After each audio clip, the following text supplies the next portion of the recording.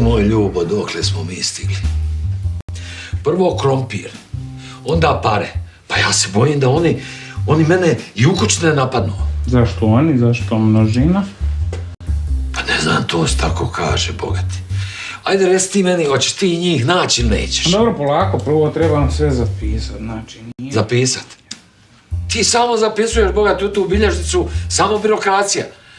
Umjesto da izađeš na ulicu i vidiš ko nam se mota po selu. Sve to, da ti nisi negdje pospremio pare pa ih zaboravio.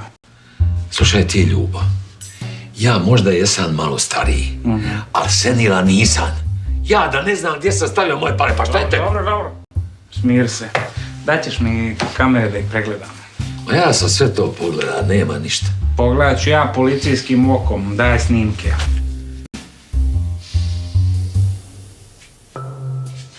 Evo, na, tu ti je sve. Dobro, ja ću to pregledat, javit ću se večeras, imam neke obaveze. Ali molim te, nemoj da mi ovo ne završiš. Pa on će mene opet opljačkati. Riješit ću ja to bez brige. Trust me, I know what I'm doing. Boga mi, on i engleski u Zagrebu naučio.